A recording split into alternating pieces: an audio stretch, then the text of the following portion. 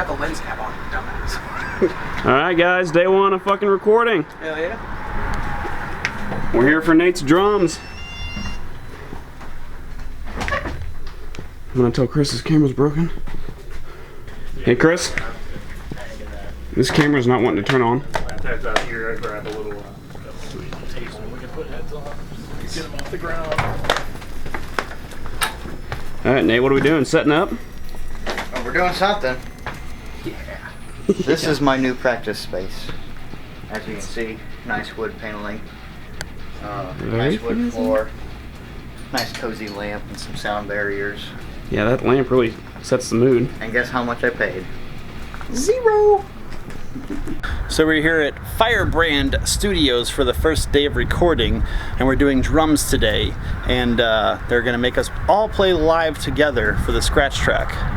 It makes no sense to me, but I'm having Michael Bibbins, producer extraordinaire, explain it better than I can. On today.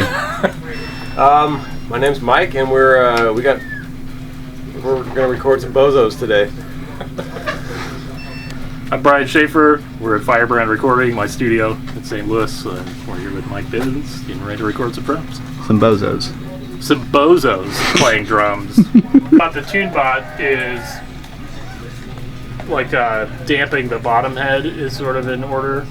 So I wonder if, I don't know how huge of a pain in the ass it would be to pull some of those drums, but we could pull them. I kind of tapped around when they walked in the door. I just checked the view. Josh, you had a screw loose in your tom, your 4-tom. There's a lot more screw looses than that.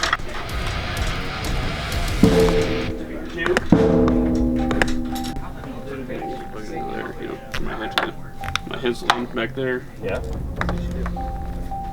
We plug that in. Yeah.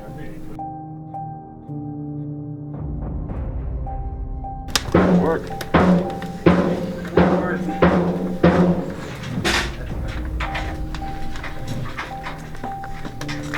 Yeah, does it make a difference which one of these I fucking use? Close to it. We sure are. What's going on, Jamie? I'm ready to do the thing. Do the thing. Yep, that thing. I could maybe use a little TLC. Uh-oh. It's feeling a little funky.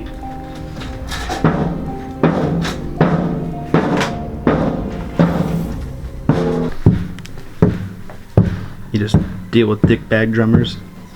Yeah, I just learned how to tune drums because a lot of drummers don't know. Including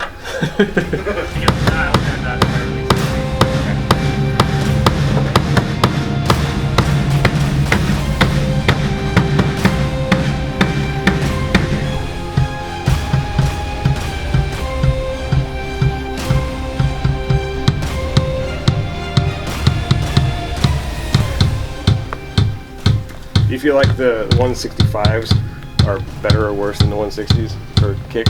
They're definitely different. Yeah, it's there's more control. I might swap those out and go ahead and move some mics. But Yeah, in terms of attack and release, there's more control. You know, like I would say maybe the 91 is pretty sweet. With the 160s, it kind of accentuates the attack, but might be worth exploring the 165 on the D12.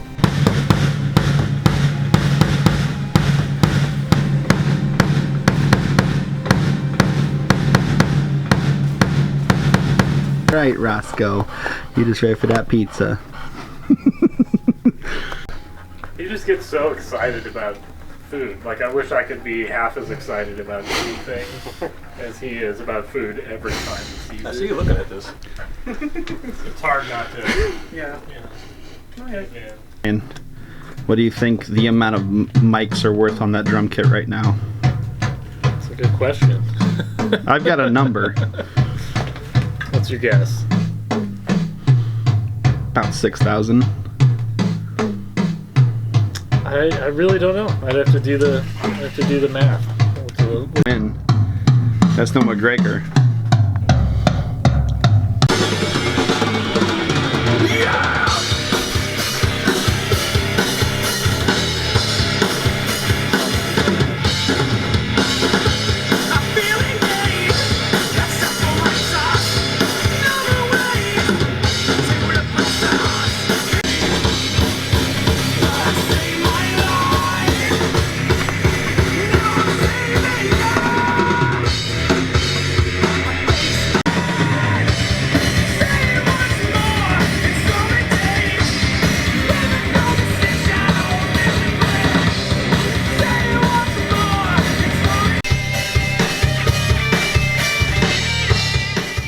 recording and the studio process was like. There were just a lot of nerves going into it because I've never been in a professional recording studio.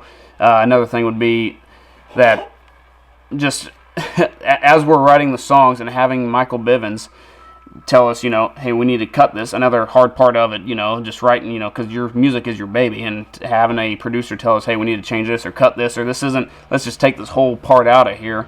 Can be hard to hear the first time, but it's come around full circle to where it's made the song a better song in the end. I've enjoyed it overall, but every time I plug in my guitar, I'm still just as nervous as the first time I plug in my guitar, and I don't even understand why. Because I guess because I'm being recorded, it makes me fucking nervous. And it's like, okay, I gotta get this right, and then when it takes you 50 tries to get it right, you feel like a dumbass. It's like, all right, we'll come back around, next week because you suck, So then you gotta go home and fucking practice it and come back around. So, but overall, it's a great experience, especially with Bivens. What's up, everybody? We are at Mr. Bivens' studio here at Redwood Drive, Redwood Studios. The walls are red, the blood is red. Joe's period is green as usual because he's an alien, and we're figuring out some guitar tones here. Bivens is a very expensive monitor, and I kind of want to hump it when he's not looking.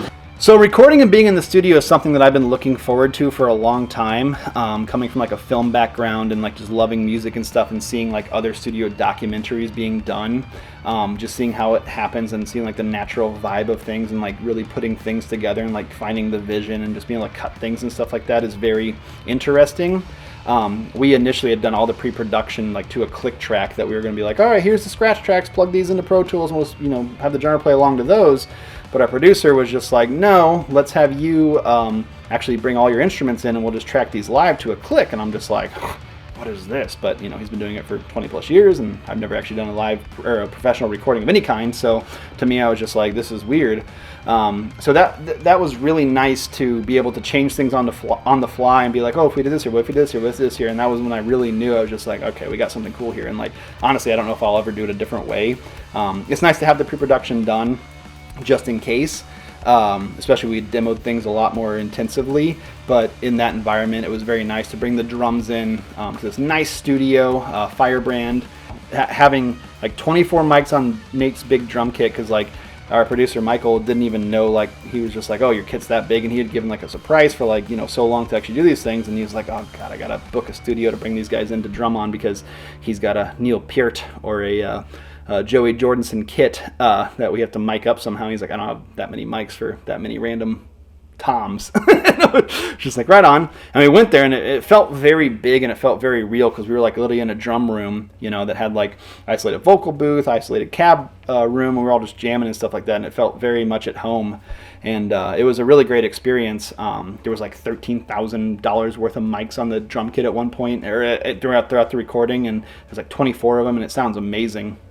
And that was great. And then, be able to go back down to Mr. Michael's little bunker and kind of go through that whole process and just kind of like hear things back and just kind of hear it in like actual fidelity, because like I've always kind of like self-produced things, but actually having somebody engineer that knows what he's doing is super nice to be able to like hear it back and be like, all right, cool, well, okay, right on, and then just changing things around the fly. But no, I mean, recording is very intensive. It's very drawn out. There's a lot that goes into it, and it can be cumbersome at times. At the end of the day, like it's so well worth it, because like a lot of that hard work goes unseen behind the scenes to a lot of people, because they think that like, oh, you just play the song. It's like, no, you gotta get the performance right, and you gotta layer things, you gotta do this and that, and like ideas just flow very naturally in an environment like that. That's just nice to be there creating music in a conducive, vibey environment that just like kind of makes things just kind of come out, and like ideas just come out of nowhere, like, oh, now I've heard this like recorded that I don't usually hear in like a practice setting or in a live setting. What if we did this here? What if we did this here? Well, it'd be really good if we added this here. I remember like even halfway through, like for the song Light Where You Live, I was just like, actually I have a buddy, Charlie Brackus, who's a phenomenal like just multi-instrumentalist that would be great to play on a Light Where You Live, just adding some like accent kind of auxiliary notes and stuff too. So just being in the studio process, you have 12-hour days that, I mean, it's work, but it's not hard work, and it's very laborious at times, but it's also very rewarding. And like by the time you're done, you're like, all right, we did something here, and this is very self-fulfilling, and it's very, my heart's on this now, so like it all comes to head, and you're just like, after you've done it 5 or 6 days, like you're like, all right, cool, that wasn't anything, because we walked in with songs more or less completely done and just kind of changed them on the fly. It wasn't a whole long year, half a year process. It was a month and a half realistically, but like 5 or 6 days out of that time, just kind of really nailing it. So I want to give a huge thank to Firebrand for this too. This is a dad hard at work, everybody. Keep playing that intro riff. Being in the studio, I've been in the studio before with Jeff Sprock, badass fucking producer there. He actually played drums, so we needed a drummer. He filled in. He was fucking awesome. So yeah, like I've been through the studio stuff before, but I have not been through it as like Bivens is a whole nother style. Like I don't know what he's going through or what he's doing right now, but it's working perfectly. He's got these like packages that you do. And like he'll give me the songs, I'll tell you whether or not they're good, and I'll tell you whether or not you work or what to work on. Yeah, Bivens has been amazing through this entire process, helping us all like progress better as musicians in general. And yeah, I'm looking forward to more working with Bivens. So the studio process, the only thing that I was really there for was the drums, obviously. But I did sit on the guitars, and I believe, no, I did not sit on the vocals, but that's okay. It was a fun process, the drum day was a long day. It was, 12, 13 hours? Yeah, but we got pizza, so that's good. And they had a dog there, that was kind of cool. I was clueless to how much was involved. I just thought it was, put some microphones around the drums and play the song, but, there was, 24 mics just for my drum set. It was a lot. It was different than, basement recording. What it was like being in the studio was definitely a lot different than what I was used to. I'm used to going last. I'm used to going last during a professional recording session. But with this certain studio performance, usually I'm a one-take kind of guy. With all the other bands that I've been in, usually I get up there, I do my thing, and they're like, that's good.